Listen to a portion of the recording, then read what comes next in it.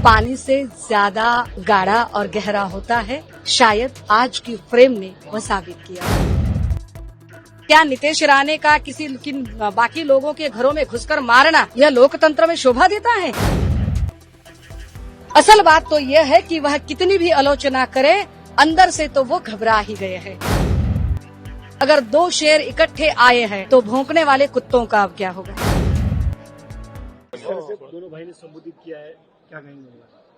बिल्कुल, जो दोनों भाइयों ने माननीय उद्धव जी ठाकरे साहब, माननीय राज साहब ठाकरे, उन्होंने जिस प्रकार भूमिका रखी है महाराष्ट्र धर्म की, महाराष्ट्र के हित की, महाराष्ट्र के अच्छे की और मराठी की प्रगति की, मैं समझता हूँ आने वाले समय में महाराष्ट्र के लिए बड़ी महत्वपूर्ण बात उन्होंने रखी है और आने वाले समय में महाराष्ट्र के लिए ये बड़ी बात होने वाली है। राज ठाकरे ने कुछ बयान किए हैं कि राज ठाकरे कहते हैं कि अभी मराठी मुद्दाओं को लेकर कुछ मराठी लोगों के लिए कुछ बात सरकार करती है तो हम खड़े रहेंगे। दो भाई नारा है लाइफ टाइम के लिए।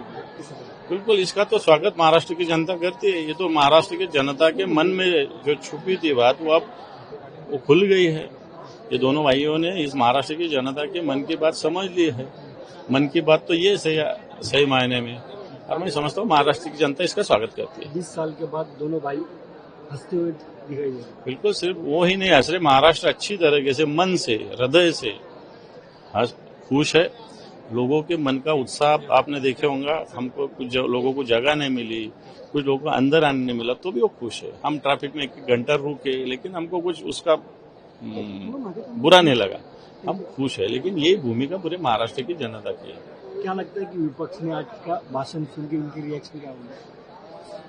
उन्हें अपना काम करना चाहिए, उनको क्या करना है वो करते रहेंगे। हमको क्या करना है, किसके मन में क्या लगता है उसको क्या लेना, हमारे मन में क्या लगता है हमने व्यक्त किया। देखिए, हमारी हिंदी से कोई शत्रुता नहीं है, किंतु हम मानते हैं कि जिस तरह से भाषा के आधार पर राज्य की रचना हुई है और हर एक राज्य को अपनी मातृभाषा एक बताई गई, जो संविधान के परिशिष्ट 8 में 22 भाषाओं का चयन किया गया, उन 22 में से जो मेरी मातृभाषा मराठी है, उस मराठी का सम्मान मैं मेरे राज्य में चाहती हूँ। इसका कतई अर्थ यह नहीं है कि मेरी हिंदी से कोई शत्रुता है या मेरी पार्टी की हिंदी से कोई शत्रुता है। हम बस इतना कहना चाहते हैं कि अगर आप बाकी किसी भी राज्यों में यह त्रिभाषा की शक्ति के नाम पर हिंदी नहीं थोप रहे हैं, तो सिर्फ महाराष्ट्र में यह राजनीति आप क्यों खेल रहे हो?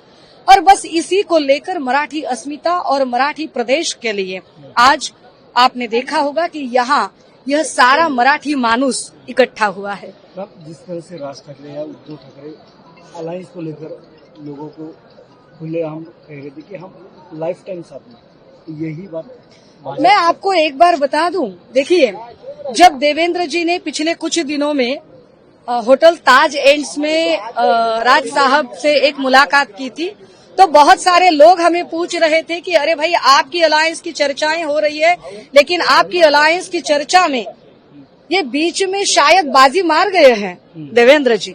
तो तब भी हमने कहा था कि blood is thicker than water, कि खून पानी से ज्यादा गाढ़ा और गहरा होता है, शायद आज की फ्रेम ने वह साबित किया है। कल के गुजरात स्टेटमेंट की जो एक नेशनल स्टेटमेंट किया, उसके ऊपर देवेंद्र फडणवीस कहते कि मामूली स्टेटमेंट के ऊपर बात करना उचित नहीं है। नहीं, देवेंद्र जी को ऐसे लगता है कि पूरे समूचे विश्व में, ब्रह्मांड में एक अकेले वे ही ज्ञानी है और पूरा ज्ञान का भंडार बस उन्हीं के पास है, और वो जो कहते हैं वही बस सत्य कथन है।